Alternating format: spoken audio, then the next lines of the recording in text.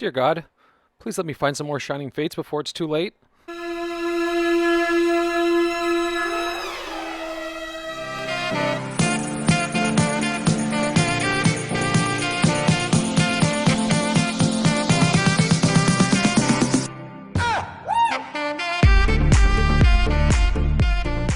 Yo, what is up, YouTube fam? My name is Sean. You're in the Pokevault, and we're back again. Today is going to be a little bit different of an episode.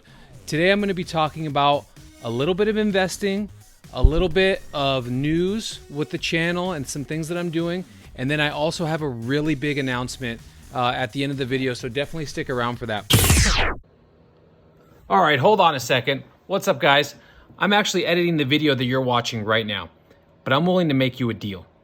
If you hit the subscribe button, I'll show you a picture of me getting puked on by my newborn son that happened just a couple hours ago. And it's pretty disgusting. Good deal? All right, let's get back to the show. So just to jump into this, most of what I do on my channel is a lot of openings and stuff like that with my daughter, myself, or not so much on the investing side. I want to start doing a little bit more of investing because I think the deepest questions that I get, in the comments and in the chat is mainly about, investing and what to do. So just keep in mind, guys, too, that I'm just giving very surface level ideas and tips and tricks and things that I do myself and some, just some rules that I stick to myself as a buyer in this space. But mainly, I'm a collector first. So I'm not an investor first. So when I buy something, most times it's not to flip it. Well, never it's to flip it, to be honest with you. I've never actually flipped a card. But when I buy something, I usually hold on to it, right? So I use the purchase, pray, and hold, purchase, hold, and pray, however you want to do it. I use that technique. And then things obviously go up over time. So the first concept that we're going to be talking about today is time in the market is greater than timing in the market. So what do I mean by that? Having something sit in the market and slowly appreciate is always better than you trying to strike gold or lightning strike or whatever, you get what I'm saying. The perfect timing for you to go and buy something, turn around and flip it. That shouldn't be your objective because number one, I don't think that's really good for for the community and for just the Pokemon market in general. But that's not what I'm here to do. So I like to pick little areas, maybe kind of invest a little bit in that area, and then stick and move. A little bit here, a little bit there. I like to be in a lot of different spaces within within the Pokemon market itself. So just keep that in mind. It's better to buy something right early on, hold on to it, let it appreciate, and then if you want to sell it and realize your equity, then do that. And that's totally your right. But rather than, buying a card and then flipping it, okay? Next thing I want to talk about is don't be afraid of the dips, okay? So what I mean by that is obviously in any kind of investing or any kind of market, especially Pokemon, there's peaks and then there's valleys, right? And then there's places in the middle. Don't be afraid of the valleys. Things are going to go up and down, and most times in the beginning of, in the infancy of a certain product, things are going to be very volatile. And right now you're seeing huge spikes in, contemporary product. Looks like vintage is kind of leveling out a little bit, but contemporary product is, it's scarce. Everyone wants it. 25th anniversary, Logan Paul, a lot of things to take into consideration. So just know that no matter what you buy, if you didn't buy it at the absolute peak hype top of the, just the top of when the market peaked out, you're going to be okay. Just hold on to it and it will come back. Any good investable product is like Pokemon, something that's proven, right? 25 years, right? 25-year anniversary. It's always going to appreciate, okay? So just keep that in mind. Next is believe in your strategy. So if you have not watched my previous video on investing, you need to go back and do so because I give 3 very key tips and very simple tricks on how to kind of pop in and out of certain segments within Pokemon. So the first one I have is any seal booster box that's contemporary. If you can buy between $100 and $200, I would you know, I would get behind that deal. That's probably going to be a good buy for you long term. Okay. Secondly, if you can get a booster pack between $5 and $7, I think that's a very good purchase long term, because I mean, just go back a year or 2 years. What booster packs from previous sets can you buy for less than $5?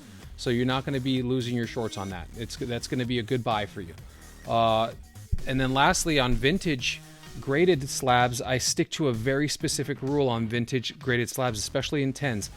If the PSA 10 is worth as much or less than what a sealed pack of that set is worth, okay, so you get me, then that's a good buy for me. Okay, so just take that into consideration. That is a good buy. And then lastly, guys, I want to give you guys a very simple idea of something that I do very often. Okay, and especially now with the channel. So let's take just for argument's sake, let's take a box of Shining Fates. Okay, so right now these are about $100 on eBay, let's say, right? And obviously that's double the price of what you could get it if you found it in a retail store. But take this into consideration. You buy it for $100, okay? You're overpaying for it, obviously. Let's say you buy 10 of them for $100. That's $1,000, okay? Like for this channel, I bought 10 of them, okay? And I paid $1,000 for them. I'm gonna open up half. So I'm cracking open 5 of them, and I'm gonna set away 5. In my mind, let's just, for the sake of the conversation, let's call this the double down technique, okay? If you believe that those remaining 5 will appreciate to the original amount of $1,000 that you spent on the 10, then I can justify in my mind of cracking the 5. Not only that, you are actually gaining profit and equity by whatever is in those packs. Let's say you hit a Zard, everyone wants to, right? Boom. Instant gratification, instant payment, instant equity. And then all these other cards, right? We hit a Skyla, that was $100. I paid for the box, even though it was overpriced. Just take these things into consideration, guys. And that's the way I justify it. And I don't know if that's correct for all investing, but in my mind, that's how I justify something like this and cracking it open for you guys. Okay, let's get into the second part of this video. And obviously, guys, hit me up with comments. I'm more than happy to, I'm more than happy to help. I'm more than happy to answer any questions that I can. I definitely don't want you guys to get into bad financial situations or anything like that. I'm just giving you some advice, basic. So don't take it, take it with a grain of salt. And if you want to talk more about it, I'm always here to talk as much as I can. So second part of this video is I've been getting a lot of the guys in the comments telling me that they want to visit the eBay store. So I do have an eBay store. I don't want to make this channel. One of my main goals for this channel was to never solicit my audience. Okay, and I still hold true to that. And you guys need to know that you're in no way obligated to even go and check it out. Okay. But I'm just letting you know that I've been getting like an exorbitant amount of comments saying, "Hey, I want to know what your eBay store is about. What's the name of it? What can I buy there?" I don't like I said, guys, I don't post a lot of stuff there because I don't flip cards. All of these cards that I have on my eBay store, I have a lot of vintage toy stuff on my eBay store too. I just sell whatever it is that I'm collecting and then what I want to get rid of, and then all I do, guys, is I just reinvest into my own collection. If I sell Pokemon cards, that money's not going to the stock market, let's say. That's going into more Pokemon cards and likely more stuff to open up for you guys. So I just I call it Pokemon money, and that's what I say to my wife, and she definitely does not get that. So just keep that in mind, guys. Everything that I have posted, it just goes right back into my own collection. It goes right back into sealed product that I eventually open because I'm a Pokemon degenerate through and through. So I'm just gonna kind of buzz through some of the stuff that I'm gonna be posting. By the time this comes out, it will likely already be posted. But that's an Evolutions Charizard BGS 8. That's a couple $100 slab. I'm gonna throw up a PSA 10 Zapdos. I'm gonna throw that one up there. This is a non-hollow Venusaur from Expedition, PSA 10. This is an Ariados from Aquapolis, PSA 10. It's a beautiful card. Magneton Hollow Aquapolis, PSA 10, and then a Rapidash from Expedition, PSA 10. There's a reverse from Expedition Charizard PSA 9. That's a very cool card. I love that card. This is a PSA 10 Xatu from Skyridge PSA 10. This is a very hard card to get in a PSA 10. Skyridge Nidoqueen Holo PSA 10.